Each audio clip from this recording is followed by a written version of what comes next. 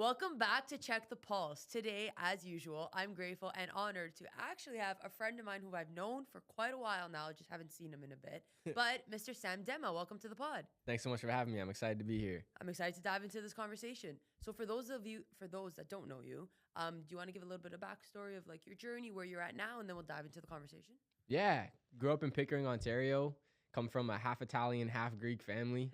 Soccer was the thing I spent the most time doing as a kid. My biggest dream in life was to play professional sports. I dedicated my entire childhood to athletics. Had some unfortunate circumstances unfold when I was a senior in high school. Those circumstances led me down a totally different path. Today, I'm an author, I'm a speaker. I speak all across North America, even in Africa and Kenya. I try my best not to just define myself as a speaker and a writer. I'm a human being, and I do things that make my heart come alive. Yeah. And I'm passionate about helping people do better and be better. For sure. I love how you said you don't try to identify too much as being a speaker, because that shows your intention and why you speak. A lot of people, oftentimes, yes, they're speakers, maybe from their heart, but sometimes it's also for like the money and the drive, where it's like you're genuinely just wanting to impact people. But I feel like that started even from a younger age with you, because didn't you start like pick waste or something like in your local town? Yeah. And I remember you doing that, and I'll get you to explain what it was in a second, but just thinking like, wow, like who at our age at that time was doing anything like that, and just from the goodness of their heart, right? So I was really inspired by a teacher I had. All right. For context, I had 3 major knee injuries and 2 surgeries when I was a senior in high school. Yeah. Lost out on a scholarship opportunity to go play at Memphis University. All my teammates, went full ride Division I soccer scholarships. 2 of them are on the Canadian men's national team now. And I felt like I had spent 15 years of my life on this one goal and dream, and it all fell apart. Yeah. After that happened, I didn't really know what I wanted to do. I didn't want to go to school anymore. I was feeling really lost.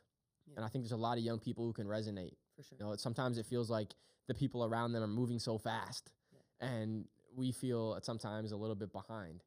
Shout out to Dylan Mendez, my best friend who just got married. He's putting pressure on my back now. He's pressing you, yo. My nunna's like, when are you going on a date, Sam? It's like, stop talking, go find someone. So, yeah, sometimes we feel behind, and I was feeling really behind at that point, because all my buddies were starting their next step in their journeys, and I felt like I just took 5 steps back. And not only that, the path I wanted to pursue for my entire life was all of a sudden destroyed. And I was very fortunate that I had a teacher who helped me recognize soccer is just this one game in life, but life has thousands of games. And at any point in time, we can unplug from one game and start playing a new one. There's no one console that we're stuck to our whole lives, and we can build new skills. And what you learn playing one game can sometimes apply to another one. And he was always talking about games that impacted other people in a positive way. He used to actually make a little bit of jokes about sports. No way. He's like, it's just adults playing kids' games. And I'm like, bruh. You're like, I've spent every hour of my life doing this shit. I was like, bro, calm down. Push the brakes, Mr. Loudfoot. I'm like, I'm out here still trying to make it, man. And but lighthearted, Yeah, of course. And he just kept dropping these little nuggets. And this one day he taught this lesson that a small, consistent action can make a really big difference, and challenged the whole class to go take a small action in the community. I was not some environmentalist at the time, but I would walk home from school, and one day I saw a piece of garbage on the sidewalk, and I said, yo, my first small action is going to be picking up trash walking home from school. And I did it for the next 4 months. Then a buddy saw me. He's like, dude, why don't we do this together? And we started a little initiative called Pick Waste, because we're from Pickering and we're picking up trash. Yeah. I actually never pieced that together. Good marketing. Yeah, that's good marketing. It's good branding. Shit. And we did it that summer every Saturday for 2 months, and we gained a lot of momentum that we continued that project for 6 years. And we ended up filling over 3,500 bags of garbage. We gave out close to 6,000 volunteer hours to high school students. And it was through that initiative that I rediscovered some passions of mine and started taking my life down a little bit of a different pathway. But it was really inspired by his lesson in class. Yeah. And I always say, like, teachers have such a pivotal role in like a child's learning experience. And I feel nowadays teachers are in it less for the like wanting to teach, but more for like the money and the vacation days and whatever. But there's always that one teacher. You speak to anybody and they'll say, there's that one person, you know, like they said this or they believed in me or, you know, they picked me up when I was down. And I think it goes so undervalued. You see teachers, honestly, half the time more than you see your own parents because you're there for 8 hours or however long you're there. So that's amazing that like he inspired you in that way. So Yeah. to go from pick waste, now you're on this journey and you're going into speaking. What was your mindset shift? Like, where were you like, you know what, I can start inspiring others with this? Yeah. Just a note about educators too. I think that teaching is the most important profession in the world, but the system is set up against them. Yep. The way things are structured, the difference in young people today versus maybe 10, 15 years ago, the levels of respect and entitlement among young people is insane. Yep. Not to mention there's so many challenges with budget cuts every single year on educators. And so if you're a teacher, please keep showing up if you're in it for the right reasons, because we need you now more than ever. Yeah. And I have had so many teachers impact me, not only formally in classrooms, but in all aspects of my life. And I wouldn't be who I am today without my teacher. Yep. What mindset shift did I make, or when did I realize I could start inspiring others? It was by accident. Like, I stumbled into this path by accident. Yeah. There are some people who sit down and carefully curate their entire lives. Yeah. I started carefully curating my entire life after I first explored and failed and tried things. Yeah. I didn't know right from the beginning. Right.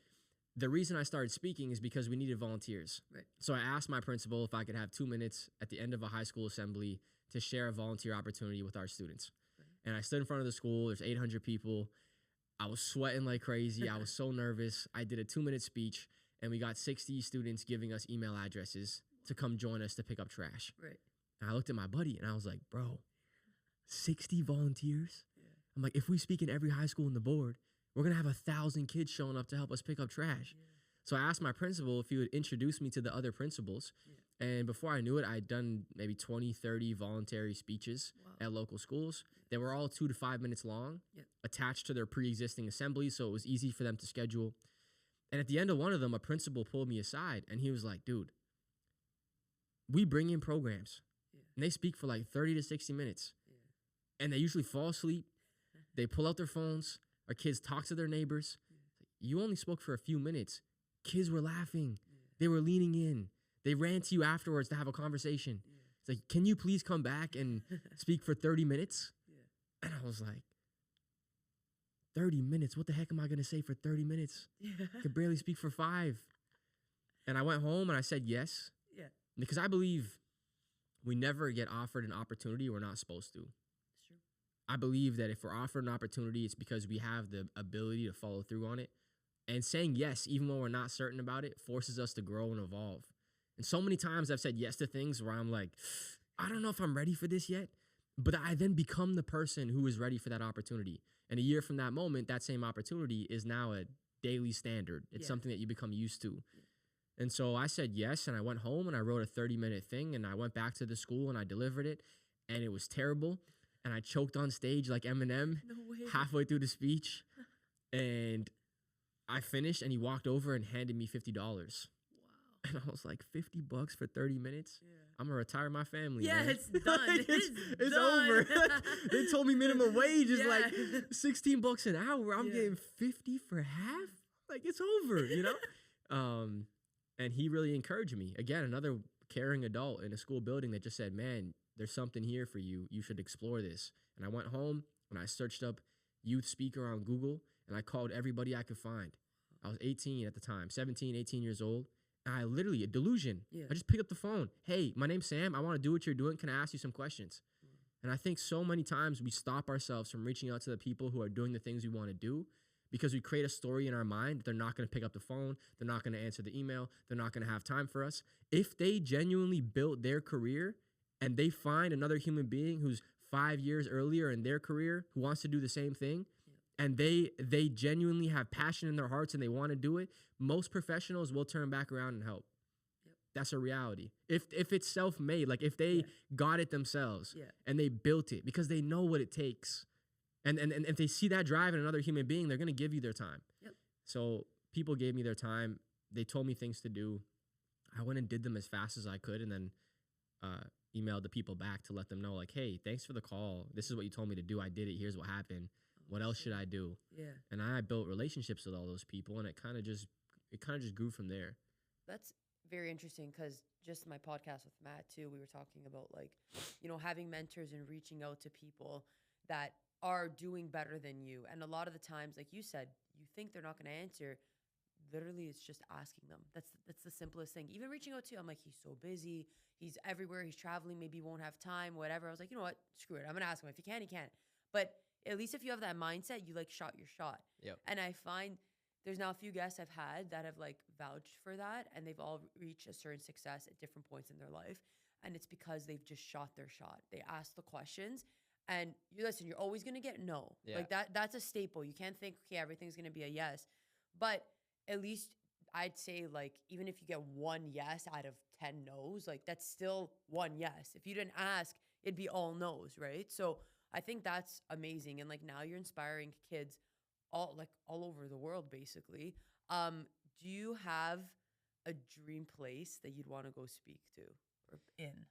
The vision 10 years from now is Yeah. a stadium tour. That's it. We're doing events in stadiums all around the globe, Yeah. where families are attending with their kids. It's Yeah. a family-friendly experience Yeah. that blends comedy and motivation. Yeah. It's not just me. There's a lineup of performers. Yep. And it's that. shaking up the motivational speaking / comedy space. For sure. Because it's laughing, but with a purpose. It's speaking, but with a message. It's a performance, but with heartfelt moments Yeah. that move people and have them reflecting on their lives and their choices. Yeah. I don't have specific destinations, like it Okay. has to happen in Yeah, this country yeah. or this space. Yeah. But we want to do our own ticketed events in stadiums in the next 10 years with a team of amazing human beings. That would be massive. And like you said, it's not just you, which I think would make it very different. Yeah. Most people are like, I want to go on world tour, and it's like, why don't you just bring some people along with you, create a bigger impact, a ripple effect. But the cool thing is everyone has their own life experiences. Yeah. We can 100%. learn something from every human being we meet if we have the humility to understand that. And if we do believe that every person has something valuable to share, Yeah. I'm looking for the folks that are true professionals. I'm a little upset with the professional speaking industry. All right. I'll be completely me why. straight. And the reason I'm upset is because I believe that a majority of professional speakers don't practice and don't write new material. They create a set that's 60 minutes long and they deliver it for 40 years. And they rarely ever stand in the basement in front of a mirror and practice new material or write new material. It's time we put the word professional back in professional speaking. So I'm looking for the folks that are in the basement every day, writing new material, inspired by life, consistently changing their set, consistently working on new things. And those are the folks I want to put on stage with me that are just like super passionate about the craft and true professionals at what they do. Still driving from the heart. Yes. Yeah. Big time. That's a game changer. Yeah. What would you say is your goal? Like, what impact do you want to leave after you give all your talks? Like, what's your goal when you go on stage? Like, how do you want to inspire? I want people to make decisions that are more aligned with who they truly are. Recently, my neighbor, his name's Ruel. Recently, it was a few years ago now. Actually, I'm like, oh, yesterday. It feels recent because time flies. For sure, yeah. But he was one of the first people who bought a copy of my book, Empty Your Backpack. And 3 months after he bought it, he was waving me down in his driveway, and I ran across the street. And he's like, dude, the book was so inspiring. I read it to my kids. I'm like, dude, your kids are 2 years old, 3 years old. They're not going to understand the book content. And he's like, no, I read it to them every single night, man. It helped them fall asleep. And I was like, don't write that as an Amazon review, please. Like, we read this book to our kids and they fell asleep. Great. And he's like, no, but I really enjoyed it. Yeah. It helped me a lot. In fact, I read it and it inspired me to quit my job.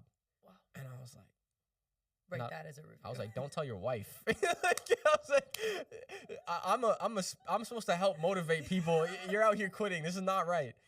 And a full-grown adult starts getting emotional. Yeah. And I'm like, is everything okay, man? And he's like, look, man, I read your book, and here's what I realized. I've been climbing the corporate ladder for 28 years, and I'm now senior vice president of a massive company. I just recently got the promotion, but I never wanted to.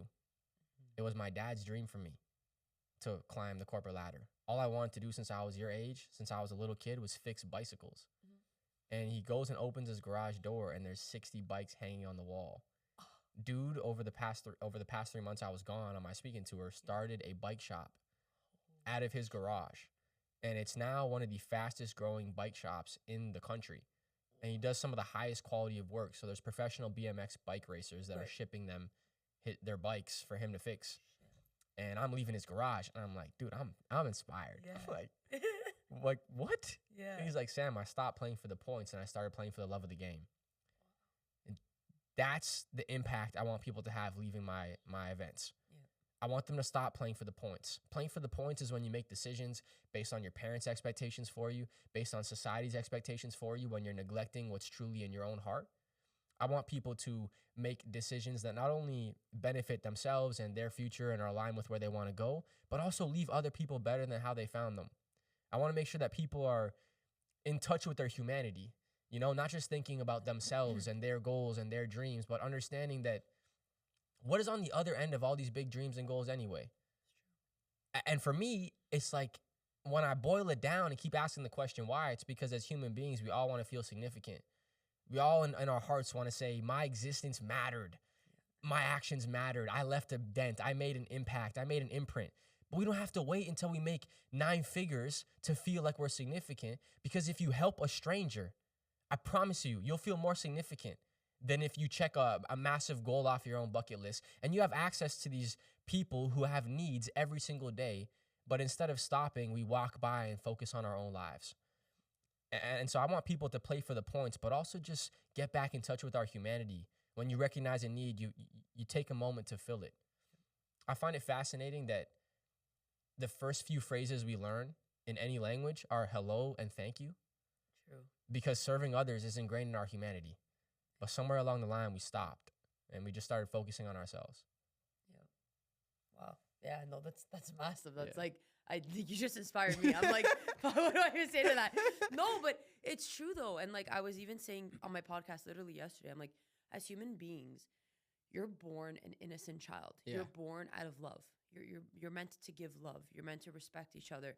So somewhere along the way, through everyone's journey and everyone's path, they develop their trauma and hatred and greed. And that's where being significant is no longer rooted in trying to serve others. It's trying to serve yourself, but in a lower vibrational way, right? So that's like major in what you do. And, you mentioned empty your backpack. And I think the concept is brilliant. Like when I first heard it, I'm like, what an amazing way to put it, especially because a lot of your audience is, traveling to schools. And it's a great way for kids to understand whether in high school or elementary school. And as an adult, it's a whole other level because you've been through so much more. So you want to explain a little bit about like what is empty your backpack and, how you even got to the idea of that analogy?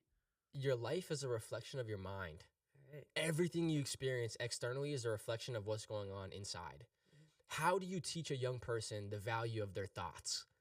Especially when there's so many distractions and so many things going on. How do you teach a young person the value of their internal environment?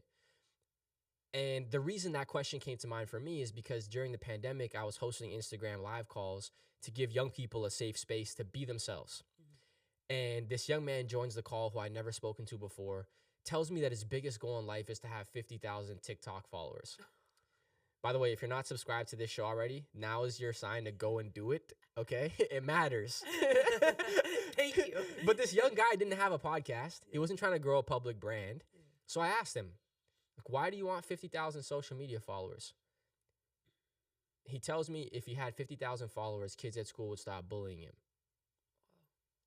Gets super emotional, turns off the camera on his phone, goes completely silent. There's like 30 other students watching this call live. Thank God, start filling the comment section with the most positive stuff. Yeah. We get him to turn his camera back on 5 minutes later, and he's crying.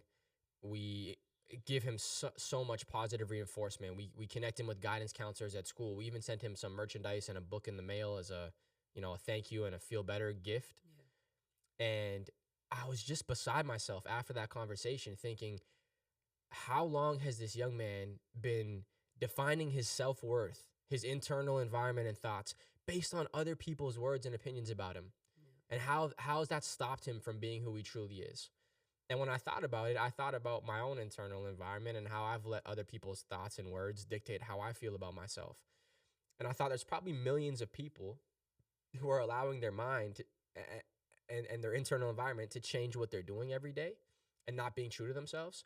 And if you're carrying a lot of other people's negative thoughts and opinions, imagery started coming to mind. I'm like, you have a pretty big weight on you. Yeah. And I was like, oh, what do students carry? How can I make this a tangible message that I spread? Well, students carry backpacks. I thought, well, if you have a lot of negative thoughts and opinions, you probably have a really big bag. Yeah.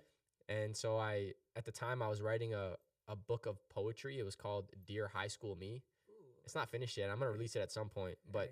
it's life advice from someone not far removed from high school. At the time, I was 20 when I was writing it. Gotcha. And I only wrote the first poem, Yeah. which was Empty Your Backpack. That was the first one. Wow. And I stopped writing the book because I fell in love with this concept and idea so much that I turned it into its own book, its own speaking tour. It's now an entire movement. I have it tattooed on my left forearm. It's Sick. That's sick. very married to it. But that's how the whole concept originated. It was a conversation with a young person who was really struggling with their own self-identity. And I wanted a way to make the metaphor very easy and tangible for young people to understand, and turning it into a massive visual really helped. For sure. Well, now you walk around with this big red backpack. That's so sick. Yeah. What do you find when you go speak at these schools? Obviously, you do talk to the teachers after the talk or the students. Is there like a common, let's say, thing that that most students will say, oh, I'm carrying this weight in my backpack? Because I feel like they're usually at an age where there's a lot of judgment towards them, right? Everyone wants to fit in. Yeah. Everyone wants to feel loved and important and cared for and a part of something. And at a young age, people are willing to make choices that they're not actually agreeing with just to fit in with a group of people. Yeah. So I have a lot of folks come up to me and say, hey, Sam, I have this group of friends that I know they're not really good for me, but I'm spending lots of time with them because if I don't know who I'm going to be with at school. I don't know. I'm going to feel alone. Yeah. And so that's one big challenge. And I always tell students, there are other human beings. Yeah. There's 8 billion of them. Yeah, literally. I know your world feels like it's just a school right now, but it won't always be that way. Yeah. Make yourself a little more busy when they ask you to do things. I think it's a hack. You don't have to disrespect somebody or call them and say, we're not friends anymore. But if someone doesn't align with your values, spending time with them is a direct conflict with your soul. Hey, thank you so much for the invitation. I can't actually make it out Thursday night, but I hope you all have a great time. Mm-hmm. And you do that enough times, you start to distance yourself from certain people, and you'll open up space to make new relationships. So that's one thing a lot of students tell me. Secondly, there is so much anxiety. Yeah. Before you even eat breakfast, you have seen 30 videos of random strangers on the internet. Yeah. You're spending 8 hours staring at a screen, scrolling through strangers' lives. You're getting fed thousands of thoughts and ideas. No wonder there are so many students that are struggling with anxiety and other challenges in school these days. So telling me about that is something I often talk to with students about after a speech finishes. I mean, depending on the community I go to, there's very different needs, but those are a few that are very common right now. Well, I figure even social media, like us growing up, social media was kind of kicking in like later high school. These guys are in elementary school, like grade 1, 2, and they're stuck to their iPods or iPhones or even, I don't know, whatever they got, right? So it's like, then you go to school and their topic of conversation is literally like what they saw online or who posted what. With us, it was like, well, what'd you do yesterday? Oh, my mom dropped me off. Oh, I played outside. Like, it's just such a different shift, even just in society. And I agree, a lot of it does fuel now, like anxiety and depression. And it's so sad to see, but I think, the concept of emptying your backpack is great for the demographic you made it for, but because it's so simple, it impacts anyone at any age, right? I think it impacts people who are searching for it. Yeah. That's the thing. Yeah. If you're looking to make a positive change in your life and someone feeds you information, you're going to go and you're going to, on your own time, search it up and explore it. Yeah. But if someone's closed-minded, they don't want to change, they've made a decision that life sucks and they're accepting it and they're going to keep it that way. Yeah. No matter what you give them, they're not going to go anywhere with it. It's true. So I find there are certain young people that have made a decision before I start speaking that they're not interested. And that's okay. Typically. That's okay. Yeah. And I would say it's maybe 5 to 10% of the audience at every high school I go to or every event I speak at. And I feel like it's usually the cool kids. Sometimes. I never put anyone in a category because you never actually know how someone feels internally. Yeah. Externally, they might be like, hey. The kid. Or like they're trying to front, like they don't care. But I feel like sometimes it actually hits deeper with them. Yeah. Like, for example, yesterday I was in Chatham. I did a presentation. Yeah. Some students walked up, took some photos. A teacher came afterwards. You have no clue who those students are. They would never, ever come and talk to the speaker after a speech finishes. I'm blown away that they came and talked to you. So I never put people in a bucket for that reason, but they're just numbers. The faces change, the numbers always stay the same. There's 10% of people that are going to hate what you do no matter what you do. There's 10% of people that are going to love what you do no matter how bad you suck. And there's 80% in the middle that will either love, maybe not hate, but love or dislike you based on your performance. So I keep that in mind always. Okay. Now it's every age. So there's going to be 10% of adults that love what I do, 10% of adults that disagree, 80% that I can win over based on how good things go. Right. So I really think that my work resonates with folks that are searching for change, that want to do better, that want to let go of some of these negative thoughts, that want to make a career shift if maybe they've neglected a childhood dream or something of that nature. Yeah. And I mean, I always tell people I'm just a vessel to spread a message, you know, and Rick Rubin always says ideas and messages, they exist in the universe. And when you have an idea, if you don't bring it to life, somebody else will. True. And so we are just channeling ideas that come to us. It's true. And I think even just to quickly touch on, like, you know, where children are at, and you spoke about the identity, you had soccer, and then when that stopped, you didn't know what to do. Just to channel into that really quick, I went through a similar situation where I got my scholarship, I played my first year, but then I stopped playing. And I went through this whole identity crisis of like, what am I going to do with my life? And I went back to my old high school last year and I spoke about it to the grade 11s doing career day. And I was like, my path wasn't linear. I stopped playing, spiraled, because I'm like, who am I now? I held myself to this external factor. And I was like, I had to find myself. What am I going to do? Worked at a bank. From the bank, okay, I wasn't down for that. Okay, I started my own business. So no path is linear, but I think that message being spread, you know, when you're in like elementary school or early high school is important, because that's when you start to find things that you think make you significant, like the guy you were speaking about with the followers. If I get 50,000 followers, I'm cool. So it's tying yourself to this external factor that's not an internal you. And too often we realize that too late in life, I find. Like we realize it when we're adults and when we're older, and, you know, life starts to get a bit more serious.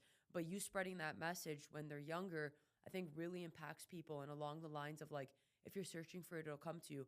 I believe everything happens for a reason. So your message is being spread to certain groups at certain times, or people are coming across your videos right when they need to hear it. And that's when it's impacting them most. An entire family sits down to watch a Disney film. Everyone cries. Yeah. Mom, dad, little kids, all different ages. The reason is because when we watch a well-told story, we ask ourselves, how does what's happening on the screen connect with my personal experiences or my past experiences? Yeah. Which is so unique, because when you stand in front of someone and tell a story, you have no idea what part of your story or your experiences are going to connect with somebody and move them. Yeah. I finish the same speech in front of 500 people, and every student that walks up to me comes and tells me, this part helped me the most. And they're all different because it's based on what they're looking for. It's based on what they're seeking and what they need. Yeah. And so I have an idea of what I think is going to resonate with people. Right. But then they come and tell me afterwards it's something else. And I'm like, this is so unique. Yeah. So I think about keynote speaking like a Disney film. Oh. What matters most is that we do our best at telling the stories and allowing people to be active participants in them, in the hope that some part of it will resonate with them and, you know, help them find peace with their past, or find hope with the future, or just keep them rooted in the present moment. Yeah. And I think what's also interesting too is you mentioned, you know, I saw a clip of yours and you had said in a speech, you know, before you speak to someone, before you say something to them, like, are you adding to their backpack or are you making it lighter? And that ever since I've heard that, even now, like being older, I think about that. I'm like, okay, if I'm going to go speak to somebody, especially something like this in a podcast, is what I'm saying, if someone comes across it, is it going to better them, or is it going to make them spiral another way, or maybe make them feel targeted or attacked? And I think it's such an important message, because as we get older, you start to deal with more things. Being an adult, you have more stress, higher anxiety. Now you have bills to pay and income. So I find more like anger comes out, right, towards people that may not have done anything to you. And I have this thing where I tell myself too, like, you know, if someone's operating in an angry state, it's usually because they've just gone through something, or they're holding on to a trauma, and it's not, they're mad at you.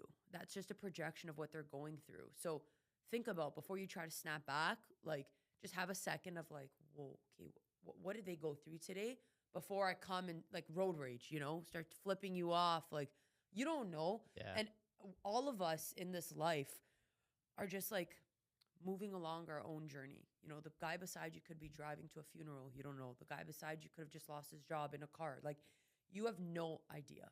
So that's where I think your message is that much more impactful, because yes, you use it in the analogy of a backpack, but really anyone, you can make it any analogy you like. You like going to the gym, think about carrying like a heavy weight on your shoulders, right? So that is what it is at the end of the day. So yeah, I think you inspire so much. And I watch your videos of, you know, kids coming up to you and telling you how you changed their life in the hour you have. And I'm like, he just had such a big impact on this child's life in 60 minutes. Imagine now what that child will do going forward with what you've just given them. It's a blessing. I always remind myself it's a blessing and an honor of an opportunity to stand in front of another human being and share ideas that will hopefully shift or help or change something about their decisions moving forward. One of the best pieces of advice I ever got is to assume positive intent always. Someone cuts you off, they must be rushing to the hospital to take their mom to a procedure. Someone screams at you, there must be something challenging going on in their life right now. That's why this is happening. Your flight get canceled. That flight was probably going to have some technical difficulties and we were going to have a really bad travel day. It takes just as much energy to assume a positive intent about something that's happening as it does to assume it's happening for a negative reason. So you might as well choose the positive. Yeah. And for me, that's been a game changer when dealing with other human beings.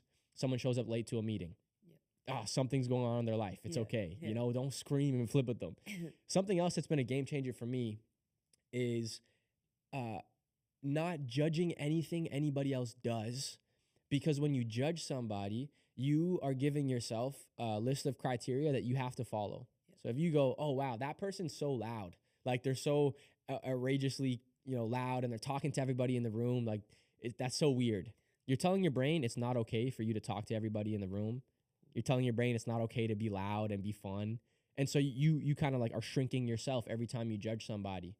And I think for me, that's been a big breakthrough. Not that I grew up judging everybody, but we all have these little moments where we see something or somebody and we make a decision. And I think that's actually one way we empty our own backpack, is through non-judgment of others and our experiences. We just allow them to be what they are. And I feel, majority of what loads a backpack is judgment. That's the root, because it's either someone judging you and you're holding it on and you're like, hey, I need to do this.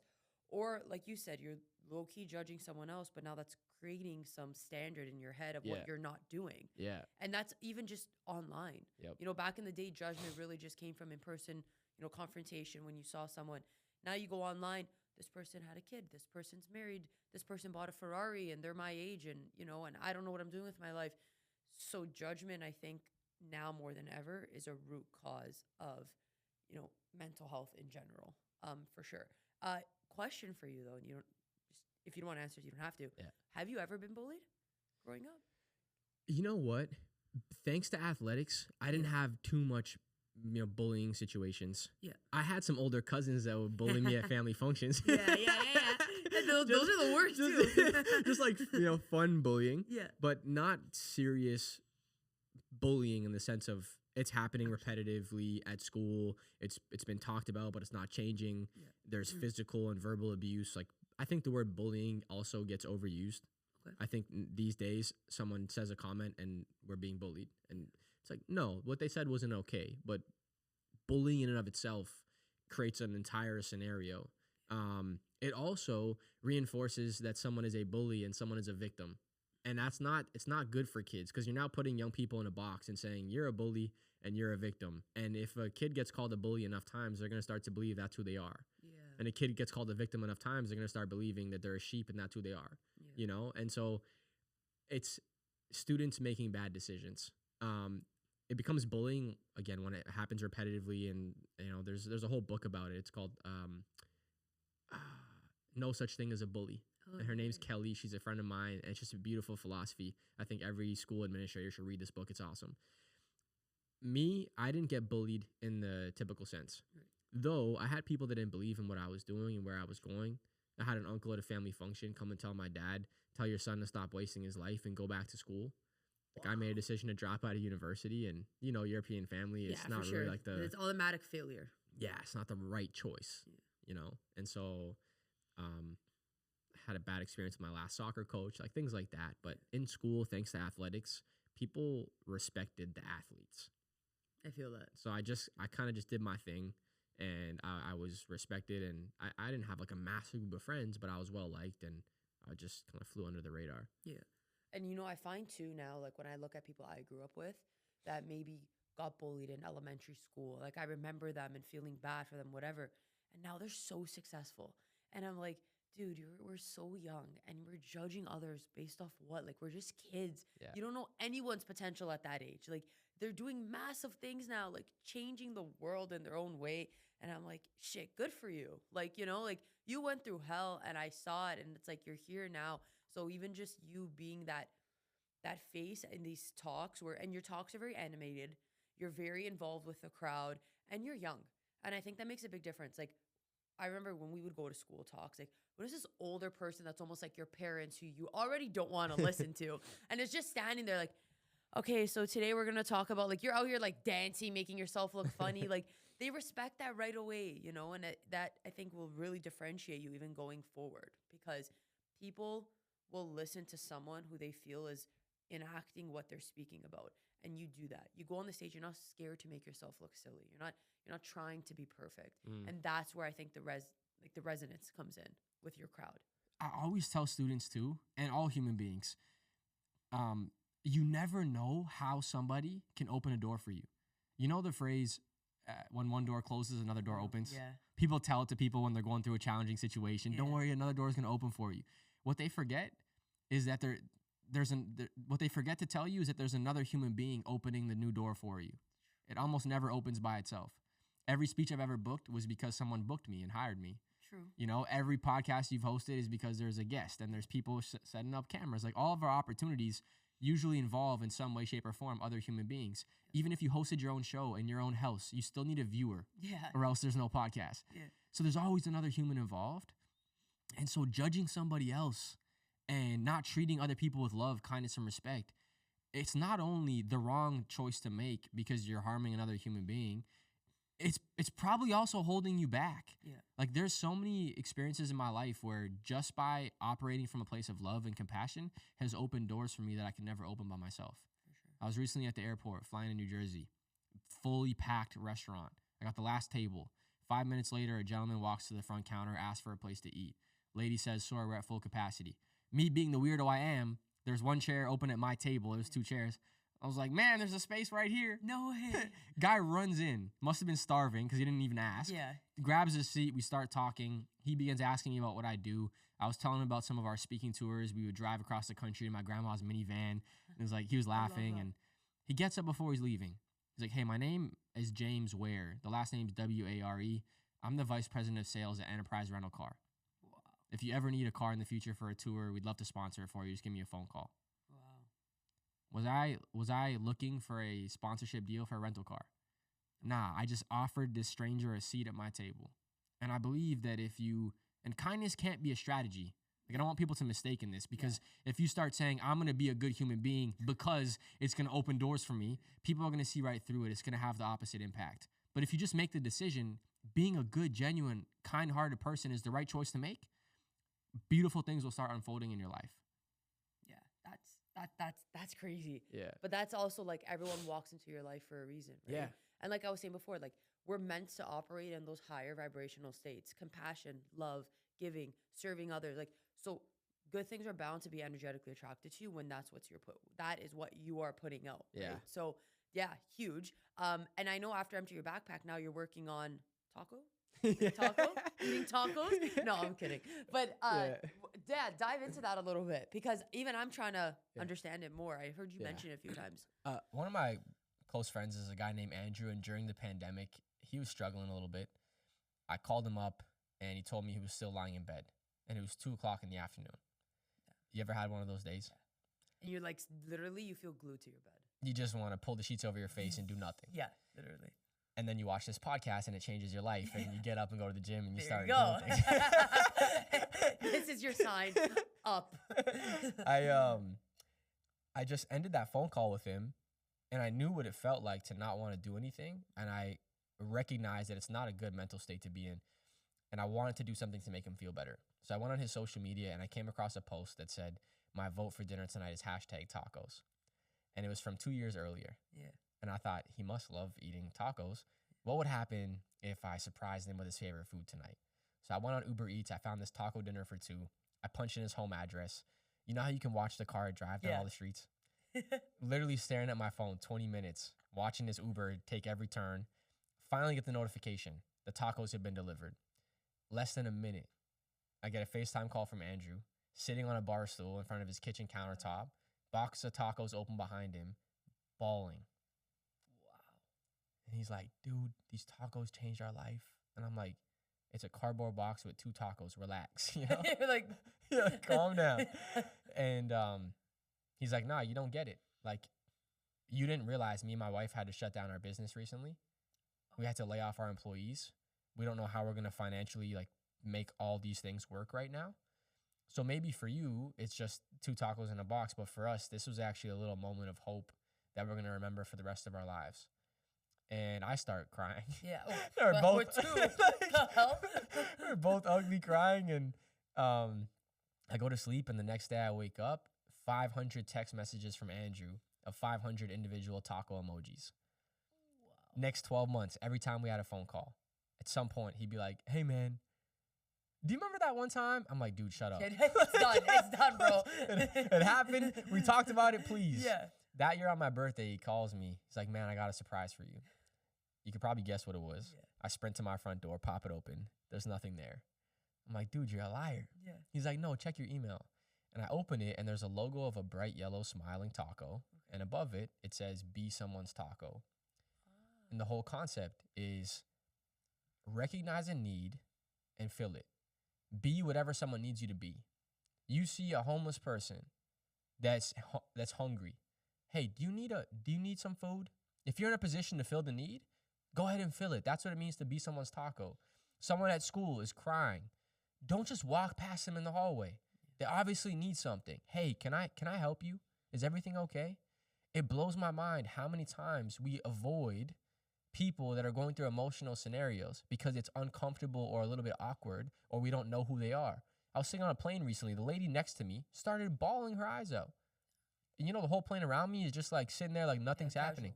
And I'm like, "Hey, is everything okay? Can I help you with anything?" My dad just passed away. I'm flying to his funeral. So I'm like, "Tell him about your favorite memories of your dad." And we had like a 45-minute conversation. By the end, she was smiling. She lent me a pen to write in my journal, made a new friend, made her flight a little bit better. But that's what being someone's taco is all about. If someone needs a study buddy, help them study. Someone needs to vent to you, just be an open ear for them or a shoulder to lean on. It's just be whatever someone needs you to be. And I'm taking that whole concept and we've turned it into a kid's picture book. And oh, no way. That's what it is? I love that. Teaches young kids the value of kindness and empathy. It's launching May 16th in Markham. We're doing an in-person book launch event. I'm really excited about it. Everyone show up to that. Pull up. Pull up. Pull up. Yo, that's actually sick, though. Yeah. I love that. Now Yeah. I get it. Be someone's taco. It's like be what they need. And that actually ties in really well even with empty your backpack. Think about it. Like if you're being what someone needs in a positive way, you're lessening their load on their back. So now you're giving them a taco while they eat it. And it is impossible to do something kind for another human being and not also feel great about it yourself. 1000%. So you empty their backpack while you also empty your own. Yep. That's what I'm saying about this significance thing. Really, it's what we're all searching for. I set goals every year. And if I don't set a goal bigger than the goal that I reached last year, for some reason in my heart and my mind and my soul, I feel like I'm not doing enough. Yeah. What a lie. Like, you can make a decision that there is a line in your life called enough. And you get to decide what enough is. Because if you meet someone who's making $1 million, they're going to tell you, "Oh, there's this other guy who's making 10.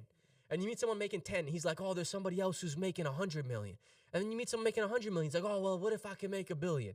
So, are you just going to chase this like endless finish line your entire life? What is on the other side of these goals anyway? It's to feel like you matter.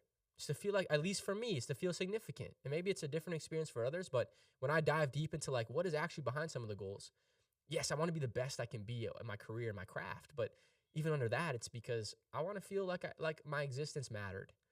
And you could give a stranger a meal.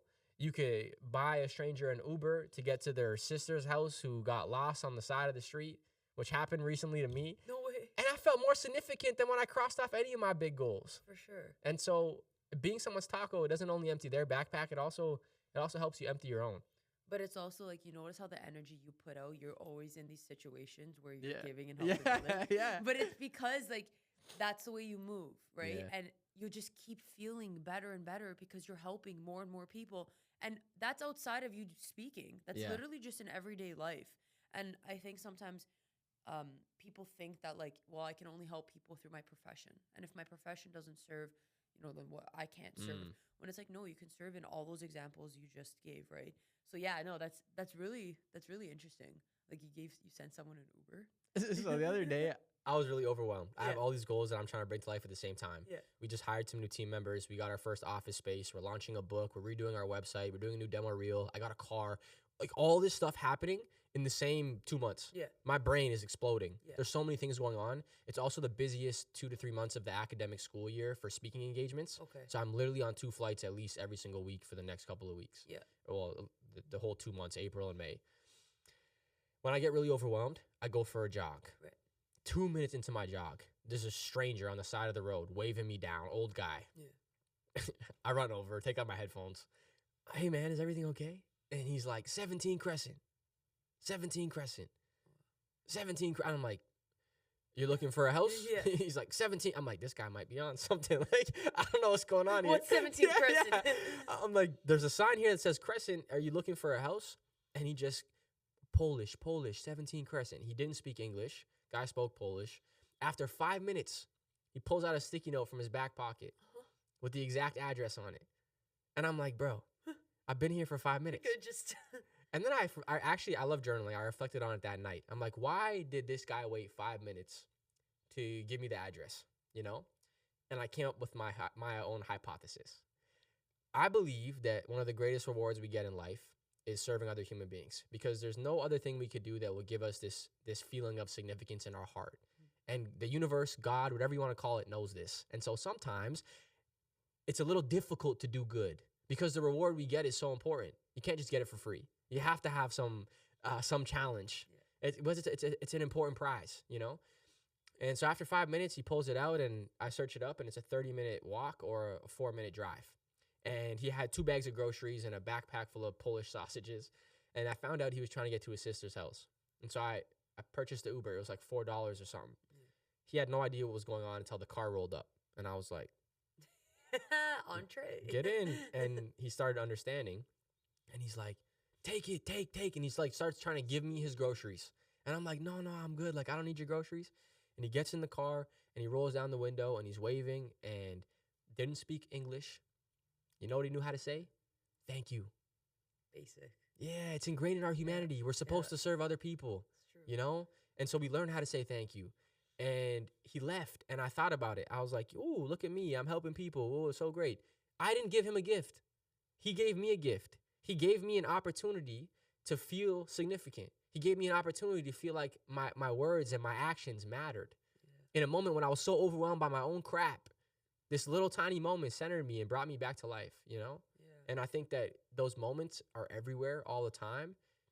But if we're not looking for them, we intentionally choose to avoid them. Yep, 100%. Yeah. And I think even like touching on the please and the thank you, it's when you go to another country that you don't speak their language. Like I went to Japan, and my friends and I, the first things we were like, okay, just learn how to say please and thank you, and you can get through, or hello. Yeah. There's like the basic staples of going anywhere. And I've never thought of it in the perspective that you brought up, but it's true.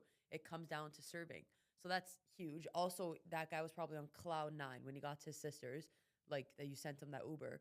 But, you spoke about everyone can make their own line of enough, right? Because when the problem is you want to be significant, but you also feel you're not good enough. So now where's the balance? And it's drawing your line of enough, because when you hit enough, I feel good. And now I feel also significant because I feel like I did what is good enough to me. What's your line of enough? If I'm in a position to fill the need, and there's no reason other than my own personal preference of saying no, then I do it. Right. That's my enough that I know, because there's times where I know I can't do it, Right. I'm sorry, I have a podcast interview. I can't stop right now and help. Yeah. I'm sorry, I have an event going on. I can't. It's not physically possible. Now there's also another side to this. Like, you can't say yes, in my opinion, to absolutely everything, or you burn yourself out.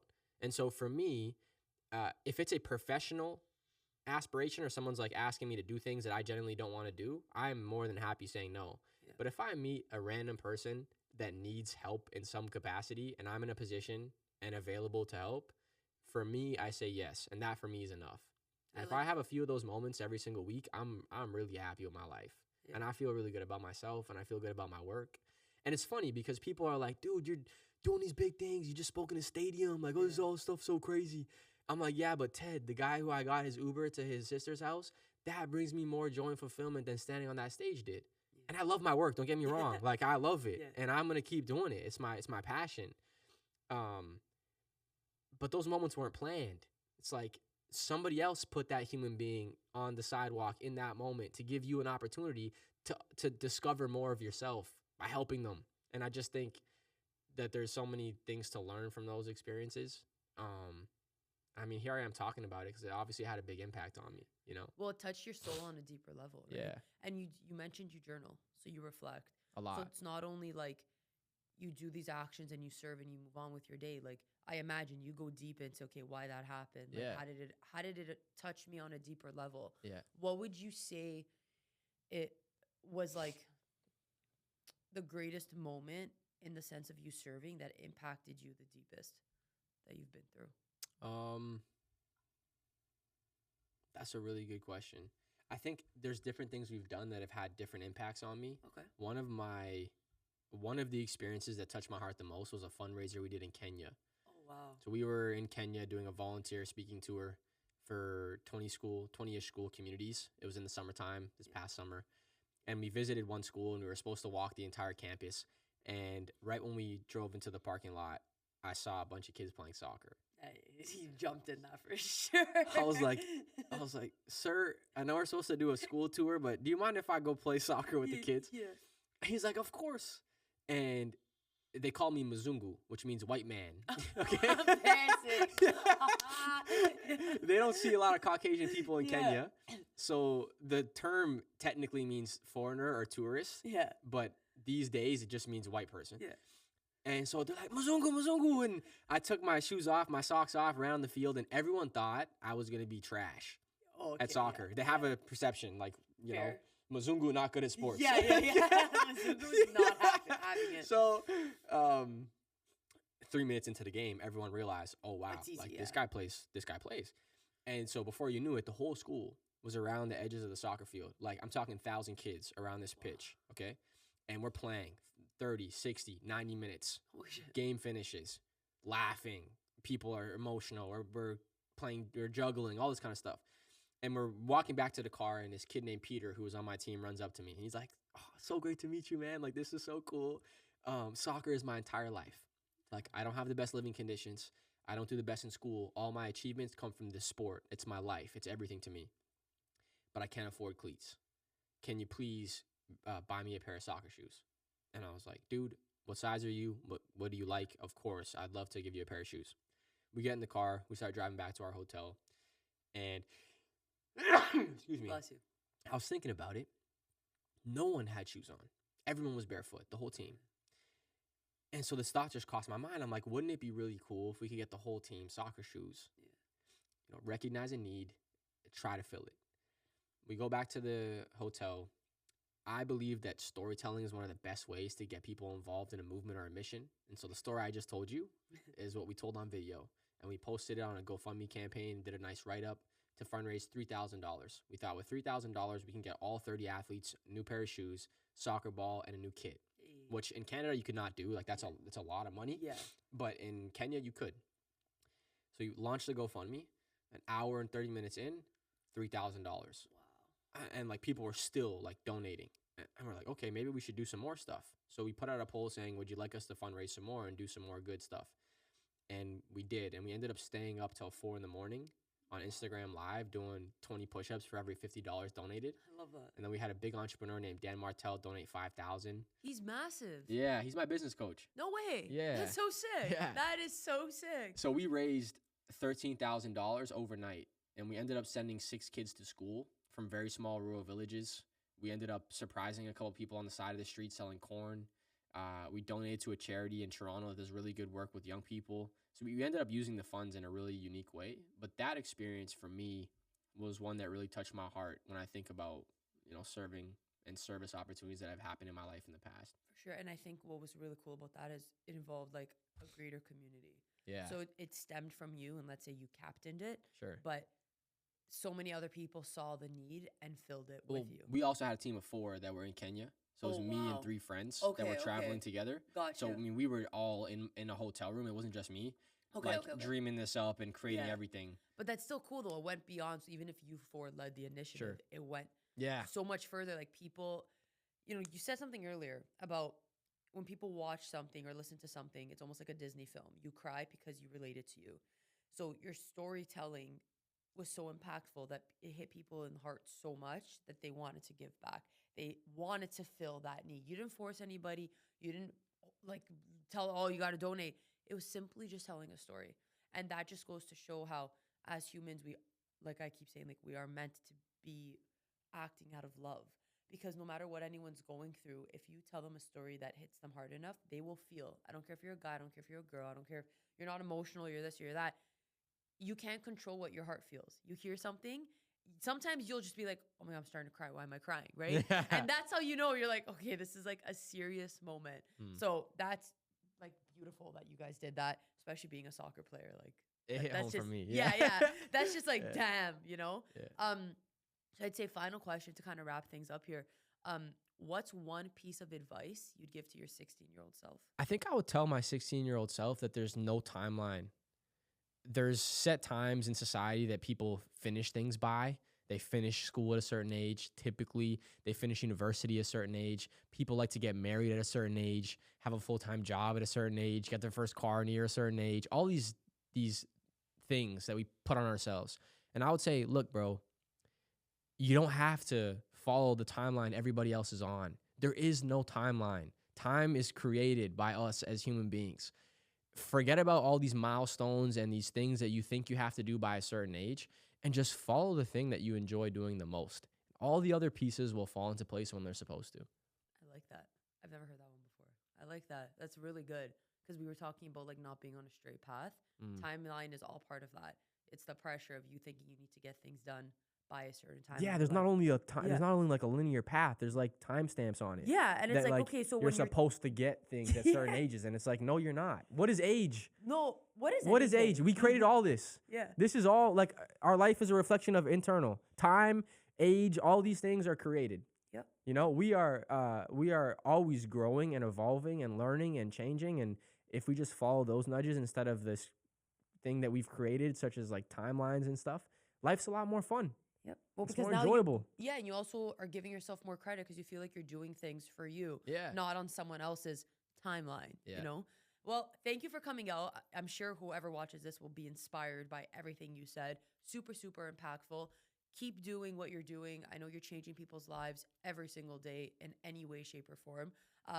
Everyone watching, reach out to Sam. He's a super, super nice guy, and you can hear how he's really just operating from his heart, which is very beautiful. Subscribe, do your thing, and thank you for coming on. Thanks for having me. I appreciate it. And I'll see you on the next episode.